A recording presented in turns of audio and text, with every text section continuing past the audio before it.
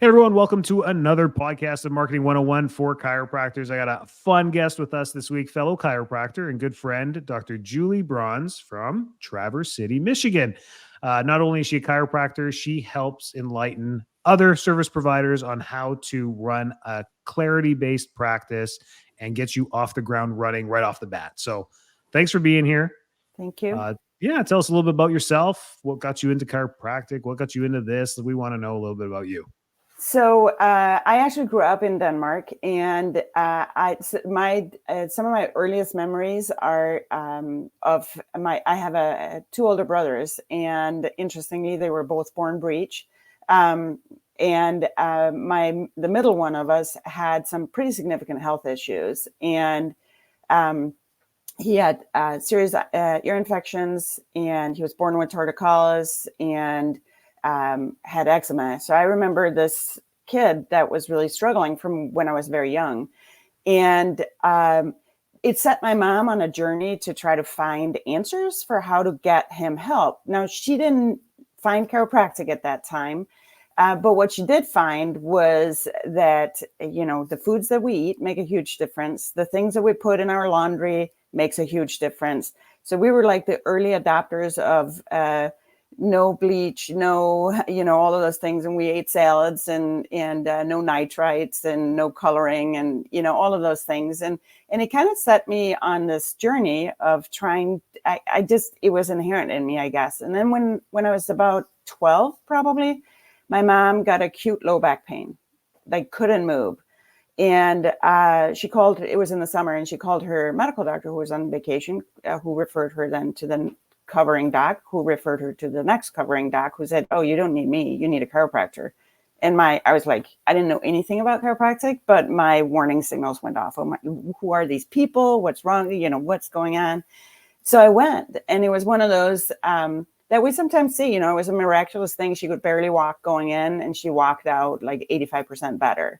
And it set us on a trajectory as a family to go to chiropractors, and I've never looked back. So I knew right away that this was a cool field, and it was very intriguing to me. And then I found out that I had to go to move countries, because I grew up in Denmark, and that time there was not a school in Denmark to become a chiropractor. So I found out I could come over here. And so I came over in 86. I was 19. And then I'd been here about a year, and I met my now husband. And so we've been in practice together for 32, 33 years, something like that. So we've done a lot. Yeah. That's great. That's amazing. And then you guys have a wonderful practice up there in Traverse City, and you've been doing that for a long time. And then now you're like, well, you know what? I know a thing or two. And you're helping service providers, not just chiropractors, but service providers, right, gain clarity. And that's kind of like your niche about how you're consulting people, which I think is super important and great, because not every consultant is the same. Not every coach is the same. And clarity is such a big part of it, both the mental clarity for yourself as a CEO and provider, right, versus the team that you work with as well. So tell us a little bit, how do you service around a team to be clear on everything that they need to be on? Yeah, so we learned the hard way, because we have practiced without a team. We've practiced with too big of a team. And right now we have a perfect team which means that we're due for a change. But what we found is when you're in practice, you get so busy doing that you forget to actually pay attention to where are the spaces that we're losing efficiency, where are the spaces that we can do better, where are the things where we have too much overlap and we end up with wasted time. So really sitting down and looking at, first of all, well, what are all the facets of your practice or your business? There's the easy pickings as well. Obviously, for a chiropractic office, it's the front, where people come in. It's the whether you use billing or you're all cash, but you have to enter costs into, it's all the computer work, that all the behind the scenes with caring for people, notes, all of those types of things. It's social media, which of course now, as you well know, because that's your sweet spot, is like it's a whole nother job. It's keeping your space organized, keeping your space clean, processing new people. It's all of those different things. So really taking time and finding out. Our coach, Lacey Book, this was one of the earliest things that she had us do, was everybody on the team took 2 weeks where we wrote down every single thing that we did. And it reminded me a little bit of doing a food log when I was pregnant. I hated it because it was like so minutia, but it gives you very good insight and clarity as to, well, where am I actually spending my time? And so I think that's one of the ways to do it is, and have your team do it, at least once a year, because as your business changes and grows, you will have new things that come in, some things that become obsolete. And if you're still doing them, you're spending time that can be better spent elsewhere. So once you get a clarity on where is my time going, you can then say, okay, well, who is best served to actually take care of that? And I can say for me personally, it's a hard thing, because that means that sometimes the things that I have been holding on to and doing, I have to let go of and let the team members that actually are really skilled in that space do it and run with it. It's easy for me to just take it back because I'm a little bit of a control freak with things. I want things to be done right. But letting it go and really letting the people that we have on our team do the work that they're uniquely suited to. And I think part of that is also, when you're hiring people, hire people that you can work with. Don't hire them necessarily for a specific job, because if you have a small business, you're going to have times where people have to fill in and you have to cross coach people or cross train people, but really helping figuring out what is it, where does this person, where does their heart really sing, where do they really fit in, and then letting them take ownership of that and letting them grow with that. Now, if you're a solopreneur, or, like I said, for a while, it was just my husband and I, finding out what are the things, if you are trying to do it all, figure out how do you compartmentalize so that you're not jumping from one task to the other, that you really, that you set aside dedicated time to outreach to the community, dedicated time to processing new clients, whatever it is that you find that you're doing in your office. Because I don't know if you probably have heard this term before, that the task shifting penalty. I unless I really watch what I'm doing, I very easily get in, this person needs an answer to this, but now I'm over here doing that over here. And you become very inefficient with your time. And especially if you just are a 1 or 2 person team, you really can't afford to be inefficient with your time. Right. I mean, internal problems become external problems very quickly. I love what you said about writing everything down and how tedious it was. It's so important to do this because it ends up becoming your systems and procedures manual. Exactly. Many doctors don't even have this. They Right. think their little HIPAA thing is their manual. That's not your manual. No. You got to write everything down in what you do, and you'll realize how much each and every one in your team actually does. The first time Exactly. we did it with our team, they didn't write down much. And Right. I was like, you guys do way more than this, right? And Yeah. they're like, well, yeah, we didn't know how detailed you wanted it. I'm like, detailed. Aside from Exactly. going to the bathroom, we need to know everything you do.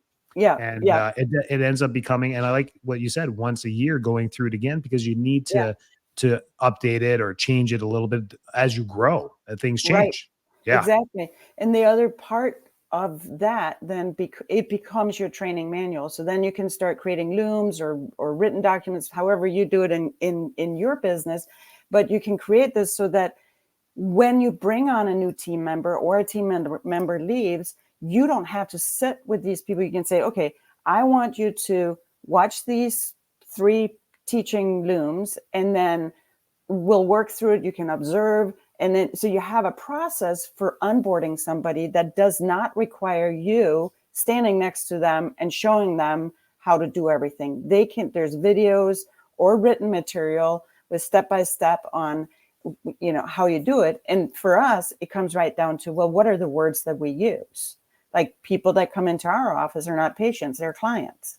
And we don't ask, how are you? We, ask them, what did you do today? Or what's new in your life? Or did you learn something today? Whatever it is, but we don't ask people, how are you? Because it's sort of a dead end question. Either that or people will start spewing all sorts of things on Right. you. And that's why when you write these things down, you have I like what you said, training manual, not only procedures Exactly. and systems, it becomes a training manual that you cycle through every single week with your staff Exactly. Yeah. meeting. You dedicate 15 minutes to go back and review step by step through the training Right. manual. Right. And yours might take 12 weeks to go through. Another clinic might take 25 Exactly. weeks to go through, but it doesn't Exactly. matter. You just keep cycling and you always stay on point. And you realize as time goes by, the second time you get to it, like, oh man, we don't do that anymore. Yeah. We don't say, how are you anymore? We say this, or we don't call them patients anymore. We call them practice members.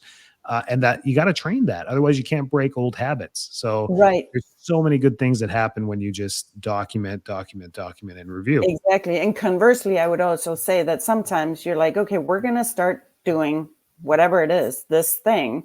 And you do it for 2 or 3 weeks and then you fall back into your old habit. And then when you review it, you're like, oh, we were supposed to be doing it this way instead because we found that it worked better. And it's, it's a work in progress. And I think also that's where who you have on your team becomes important, because they can give valuable input as to it's, I love it when my team comes to me and say, hey, you know what? I don't understand why we're doing it this way. This way seems more efficient. Sometimes they're right. Sometimes I have to say, well, the reason why we're doing this extra step in here is because of XYZ. But it becomes, if you have a good team, they will help you build a systems and processes that works well for your business. Agreed. Agreed 100%. So yeah, that plays such a great role. If you're newer or thinking about getting started into opening up your practice or getting off the ground running, what are some examples or some top tips that you have for people that are just maybe beginning in starting a practice?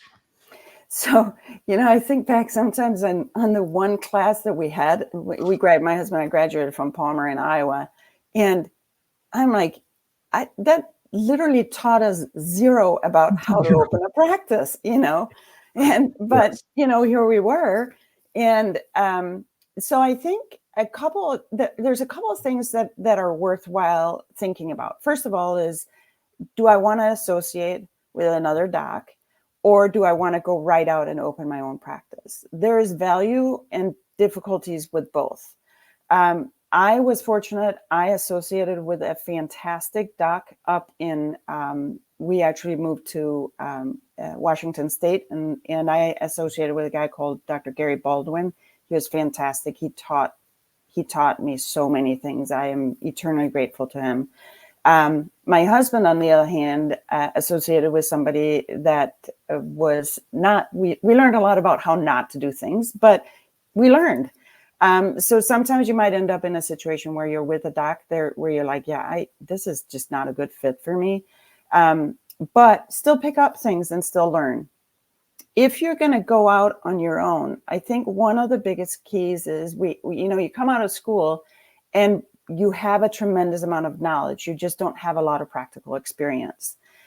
Some people might have been in another business or service industry before, but taking care of, if you're in the chiropractic space, or really any space that you go into, if you're going to be working with people and bringing them into your office, one of the best things that I think you can do is, before you even start there, say, at least a month, if not 2 or 3 months. I think 3 months is a pretty good time span.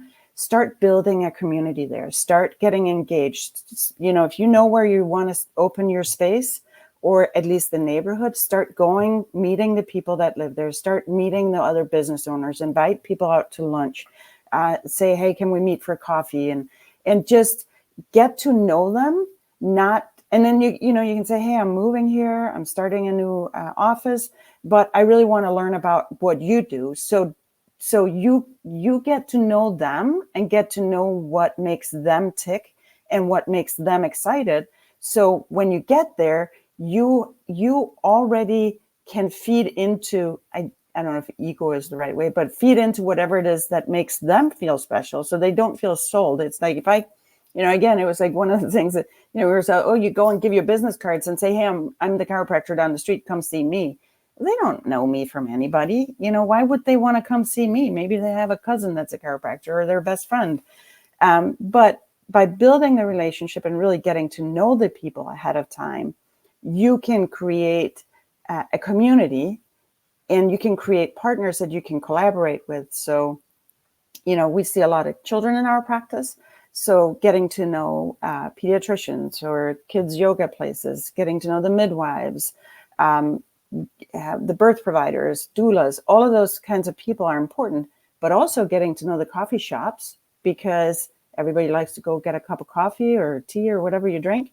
But get to know them, get to find places where they come to know you as the person that brings people to their space.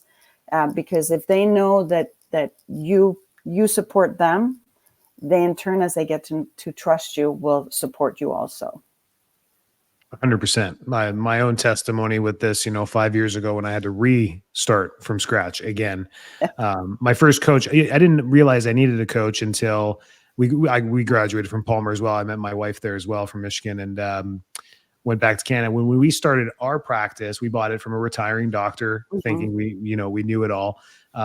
Didn't know he had such a huge Chinese population in there. So right when we took over, my Mandarin sucks. So then boom, practice tanks quite quickly, and you learn the hard way.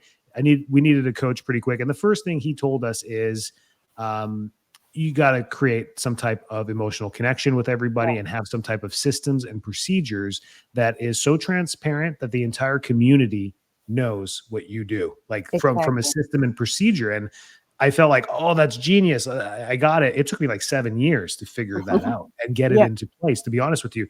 So for us there, but having that knowledge, doing it again as a startup 5 years ago here in Florida, was so much easier because of that. So I did exactly what you said. Before the doors, they were constructing the office. So there was 4 months where we were just constructing. And during those 4 months, I was out there meeting everybody, the doulas, the midwives, the birth centers, the coffee shops, everything, the yoga studios, just getting out there meeting and starting to do workshops. Because one of the connections I made was a pizzeria.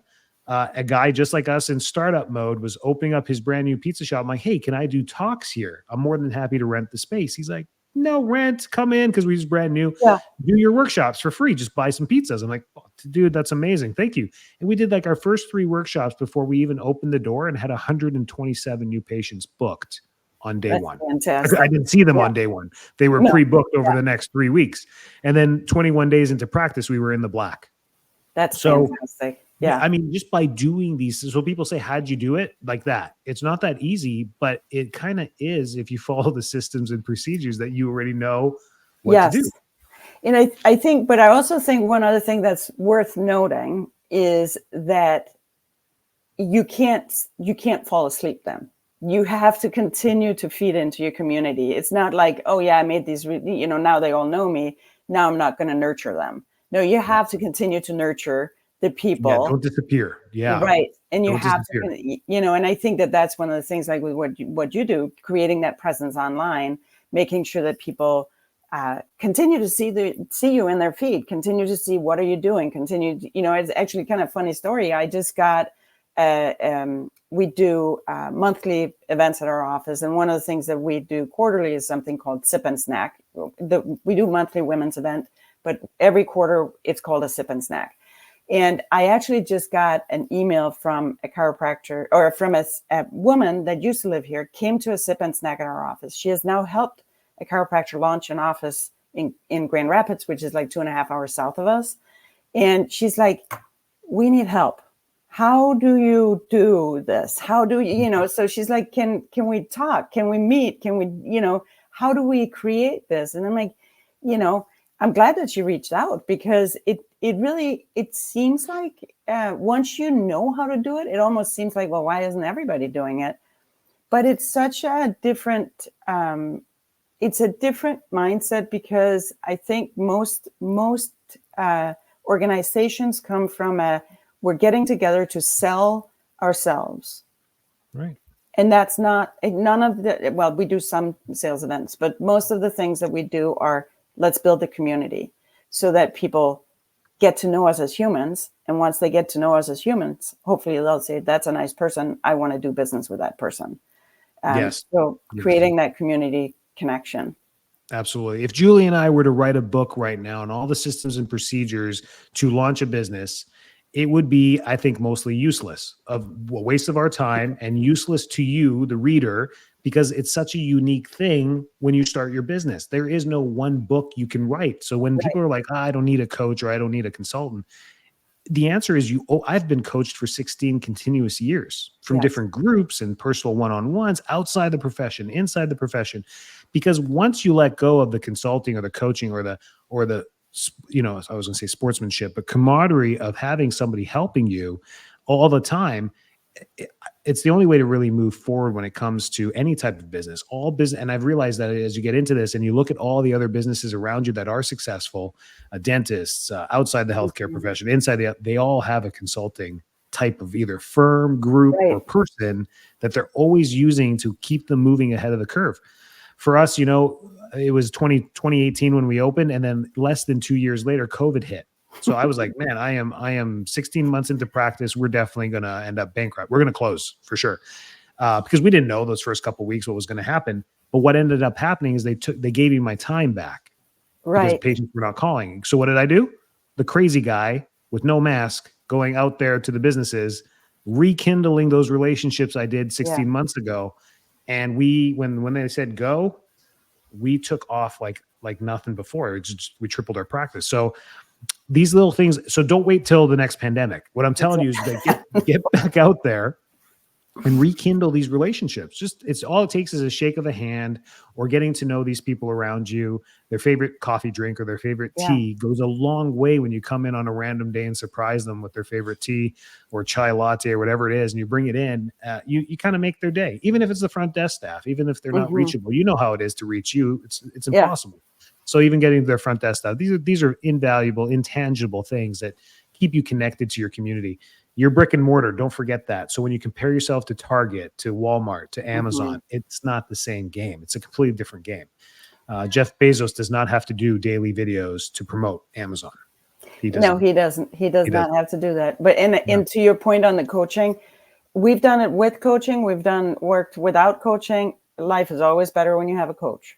It is. It's just you're coming from us. I mean, the needs from your coach or what you need from your coach might change. You don't necessarily have to stay with the same coach all the time. That's probably not even recommendable in my opinion, because as you grow, your needs change, and you might have a couple of coaches. Sometimes you have a specific need, and somebody really fills that specific need.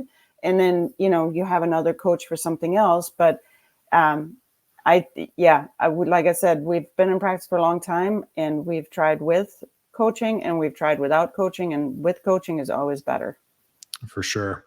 Thanks, Julie. Anything else you want to, any last tips? No, just, ask questions. Don't be shy. Connect with either Enrico or me if you have questions about business. If you are looking for a coach, if it's not one of us, we can certainly direct you to people. We know a lot of people that are in the coaching space, and we can certainly help you find somebody that would fit your need. Right, exactly. Like if you came up to me and you're like, I'm opening up my practice next week, I would not accept you as a new client. I'd be like, hey, guess what? I got a great person. She's up in Traverse City. Give her a call. She's the one you want to talk to for this, because that's just not my niche for sure. And by knowing that, it's really important to know that as well. Yeah. Great stuff. This is great stuff. Great tips. Get that stuff documented and create a systems and procedure manual. I don't care if you've been in practice for 6 months or 26 years, do it, because this stuff becomes intangible later when you want to sell your practice, get a new client, get new staff members in your practice. There's something documented for them to follow along for their first 3 months of training. That's why it becomes so tough. There is no glory in the grind, right? No, it's no fun. It's no fun. Yeah. So it doesn't have to be a grind. You can just create small systems and procedures that help you in the long way. Great podcast. Thank you, Dr. Julie. This was great. Awesome. Thank you so much for having me on. Have a great day. Of course. Yeah, you too.